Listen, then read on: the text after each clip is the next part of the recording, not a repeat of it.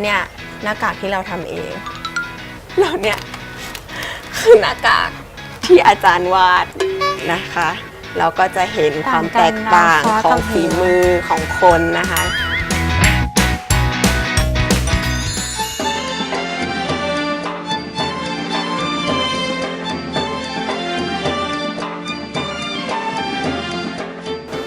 อันนี้แบบเป็นหุ่นแบบแต่งองค์ทรงเครื่องแต่งหน้าอะไรเรียบร้อยแล้ว ก็จะเป็นแบบนี้ที่เพื่อนบอกตอนแรกว่าเราจะมาดูวันนี้คือหุ่นละครเล็กใช่ไหมคือเราไม่รู้ว่าอันเนี้ยเล็กหรือยังหรือว่าอันนี้จะแบบว่าเป็นแค่ไซส์กลาง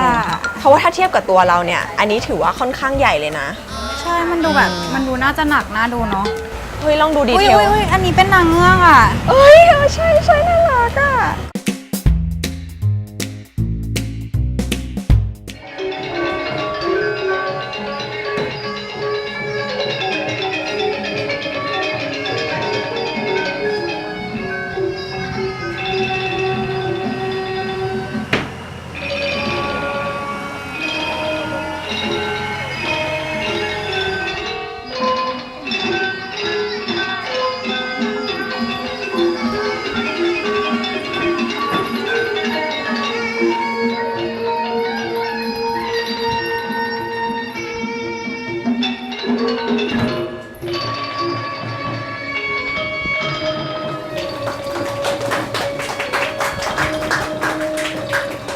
ตอนโชว์มันจะมีคน3คนที่ถือหุ่นใช่ป่ะแล้วก็จะมีหุ่นแล้วคือทั้งหุ่นและคน3คน movement เขาแบบเหมือนกันหมดเลยแบบถ้าคนนึงแบบยกขาก็คือยกขากันหมดทุกคนมันดีเนาะคือมันดูเป็นอะไรที่แปลกใหม่มันเป็นสิ่งที่เราไม่เคยดูอยู่แล้วเพราะว่าเรามักจะคิดว่าหุ่นละครเล็กมันน่าจะเป็นอะไรที่คล้ายๆกับโขนใช่ไหมแต่ว่ามันไม่ใช่มันเป็นการแสดงที่เหมือนเราต่อยอดมาจากโขนอีกทีนึงซึ่งต้องใช้ทักษะมากเลยทีเดียว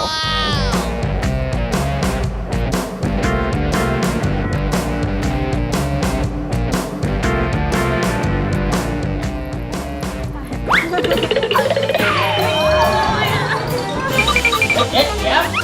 อะไรหิ้วกระเป๋าเข้ามาเนี่ยกระเป๋าเปิดด้วยทรัพย์สินมูลค่าเยอะเอาไปคืน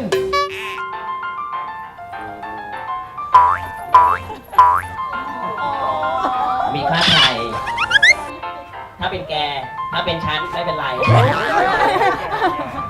คือตอนที่เขาเข้ามาใกล้ๆใช่ไหมคือด้วยความที่หน้าเขาเป็นลิงแต่ว่ามันมีความแบบคล้ายๆยักษ์อยู่กันแต่เขาไม่อยู่อย่างเงี้ยคือมันเข้ามาใกล้เลยคือตอนนั้นใจเต้นแบบตุบๆไม่เป็นไรอ่ะให้มัน5 บาท 10 บาทให้ลิงกันไปเถอะ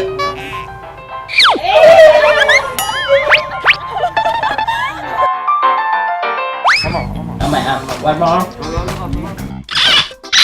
She may be the face I can't forget, the trace of ตอนนั้นเขิน regret. ครับ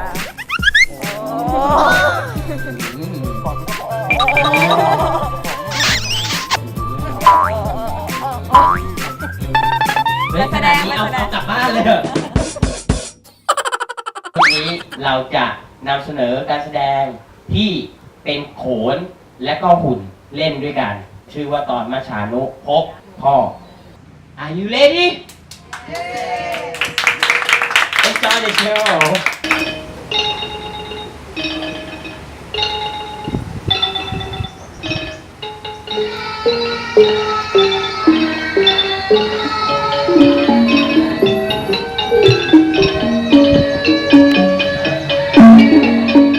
เว้ยโอ้เจ้านี่ลูกใครชื่ออะไรวะจึงมีหางเหมือนอย่างปลาหน้าเป็นลิง คือไม่ได้รู้สึกว่ามันน่าเบื่อเลยเราเอนจอยกับทุกโมเมนต์ที่เขาแสดงเขามีการอัดแอปเอาอะไรที่มันกำลังอินเทรนมาแสดงเช่นเจ้าอะไรอย่างเงี้ยรู้สึกว่ามันสร้างสรรค์มากๆ ที่อื่นมันน่าจะเป็นอารมณ์โรงละครใหญ่ๆแต่อันนี้มันเป็นพื้นที่เล็กๆมันดูเหมือนแบบมีความใกล้ชิดแล้วเราได้เห็นรายละเอียดอะไรอย่างนี้แล้วมีความเป็นกันเองมากกว่ากลัวนะเนี่ย ตอนไหนอาไทยเดียว1 2 3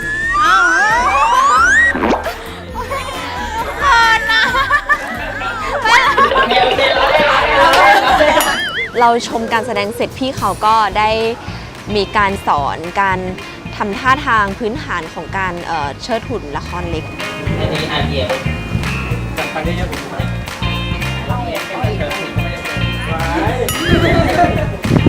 อย่างแรกก็คือต้องไหว้อารมณ์แบบขอขมาแบบขอว่าเราขอเรียนนะเราขอให้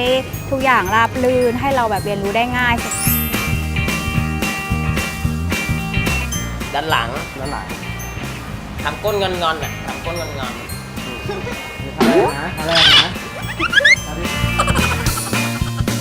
ปะขวายกยกมือซ้ายจีบเข้าตัวมือขวาจีบส่งหลังเอียงขวาก้าวเท้าขวาลงไปแล้วเอาจีบเข้ามาหาตัวเราท่านี้เขาเรียกว่าท่าตัวเรา อันนี้เบสิกแล้วใช่ไหมคะยากเนาะ ตัวเรานะตรงกลางอกนี่นะ ๆส่งหลังเยอะๆอันนี้เติ ตัว ม เรา แล้วแบบมือไม้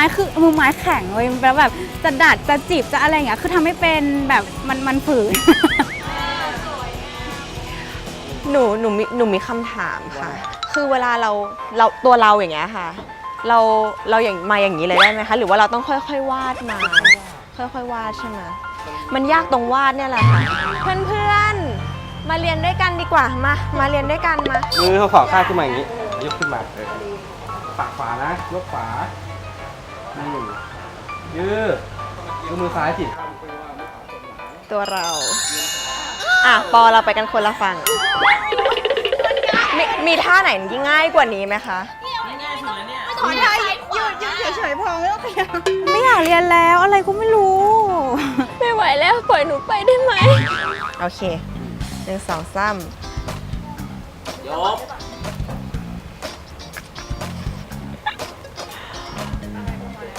ทำอะไรต่อ ขอโทษค่ะหนูทำไม่ได้จริงๆอย่างเงี้ย เราไม่น่าเรียนรู้ยากเลย พี่เหมือนจะพูดว่าหน้าอย่างงี้ไม่น่าโง่ไม่น่าโง่ มือวาดเข้าไปที่อกแค่นี้ โอเค ทำไม่ได้คือเข้าใจว่าทำไม่ได้คือยังไงก็ทำไม่ได้ก็ไม่อยากทำแล้ว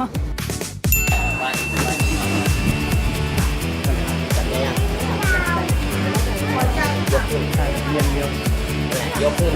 นะอย่าปล่อย คือเขาให้เราหาไม้ตรงข้างหลังให้เจอแต่ว่าคือเราเจอแต่เส้นสลิงอะไรก็ไม่รู้แล้วเราก็ไปลองจับดูแล้วเขาก็เหมือนแบบเหมือนถอนหายใจใส่เราว่าทำไมมันซื่อบื้อจังเลยมันแยกสลิงกับแยกไม้ไม่ออกหรือไง ทำข้อมืออย่างนี้ ให้ข้อมืออยู่อย่างนี้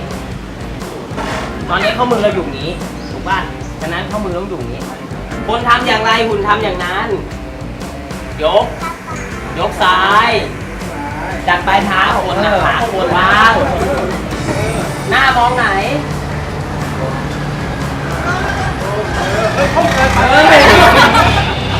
จะรอดไหมเนี่ยว่ายลงมา ให้มันได้ตำแหน่งนี้นะเอาใหม่ แจ็คพอตคือเราได้ตรงหัวซึ่งมันหนักมากมันหนักอะแล้วคือเหมือนพอแขนเราตกนิดนึงใช่ไหมเขาก็จะแบบยกขึ้นไปแขนตกแล้วหนูรู้เขามันต้องขึ้นแต่คือแรงแขนหนูมันไปไม่ไหวแล้ว ไม่หนักนะ เพราะว่าถือแค่ข้างเดียวอ่ะ โฟกัน ผมแล้วโปมปะโปมปะโปมปะโปมปะ สวยขึ้นยกขึ้น บายเลิกเถอะ ลองเชิดเสร็จแล้วเรารู้สึกเหมือนแบบแขนขวาได้จากโลกใบนี้ไปแล้ว สิ่งที่พี่จิ๋วกำลังทำอยู่นี่เขาเรียกว่าอะไรอะคะ ครับอันนี้เขาเรียกการแสดงหุ่นละครเล็กครับการแสดงหุ่นละครเล็กถือได้ว่าเป็นศิลปะการแสดงที่มีอายุมายาวนานเป็น100 ปีแล้ว ถือได้ว่าหาชมได้ยากพอสมควรนะครับ หุ่นละครเล็กนี่ต่างจากโขนไหมคะ ต่างครับ แต่มันมีสายสัมพันธ์ของโขน เพราะว่าคนจะเชิดหุ่นได้ต้องเล่นโขนตัวหนึ่งคนเชิด3 คน นั่นหมายถึงว่าทั้ง3 คนที่เชิดหุ่น1 ตัวต้องเล่นโขนเป็นลำโขนได้ ฝึกนานไหมคะกว่าจะออกมาโชว์ได้อะค่ะ โขนก็ฝึกตั้งแต่พื้นฐานก็ประมาณ6 ปี ครับ ทำไมถึงเลือกที่จะทำตรงเนี้ยคะแบบ คือแรกเริ่มเลยพี่ก็เห็นหุ่นมาแสดงข้างโรงเรียนแล้วก็มาเจอเฮ้ยหุ่นลงไปเล่นกับคนได้เข้าถึงตัวแบบเฮ้ยใกล้ชิดอะไรขนาดนี้ทำไมน่ารักดีเคยเห็นแต่หุ่นกระบอกไงจนวันเวลาผ่านไปเป็น10 ปีแหละพี่ก็มาเจออีกที อยู่ไปอยู่มามารู้สึกตัวอีกทีก็เฮ้ย5 ปีแล้วเนี่ยเราทำมามันก็เริ่มรักแล้วก็ผูกพันกับสิ่งนี้ มันมีความสุขในเวลาที่ได้แสดง เวลาที่ได้แสดงได้เห็นคนดูมีรอยยิ้ม ได้เห็นคนดูตบมือ ได้เห็นคนดูหัวเราะ อันนี้มันเหมือนน้ำทิพย์ที่ชโลมใจพวกเราที่ทำให้พวกเราเดินมาได้ทุกวันนี้ พอได้ทำกิจกรรมก็รู้สึกว่าจริงๆ วัฒนธรรมไทยเราก็มีอะไรหลาย ๆ อย่างนะแล้วก็จริงๆ กิจกรรมที่ให้ทำมันก็สนุกดีแบบคือคนรุ่นใหม่ก็อาจจะไม่ได้อยากทำคิดว่ามันไม่สนุกน่าเบื่อล้าสมัยอะไรเงี้ยแต่จริงๆแล้วถ้าลองทำดูมันก็สนุกไปอีกแบบอะให้คนเราแบบฟีลลิ่ง ตอนที่เราคุยกับพี่จิ๋วเรารู้สึกเลยว่าจริงๆสิ่งนี้มันเป็นสิ่งที่ดี ขนาดเราเองที่เป็นเด็กรุ่นใหม่เรายังรู้สึกว่ามันเป็นสิ่งที่สนุกสำหรับเรา มันก็อยากให้มันอยู่ต่อไปเรื่อยๆอยากให้ทุกคนได้มีโอกาสได้มาชมสิ่งนี้ได้มารับรู้ว่าสิ่งนี้มันมีอยู่นะก็จริงๆมันเป็นอะไรที่เรามีมานานแล้วเราไม่ต้องสร้างใหม่เราควรจะรักษามันเอาไว้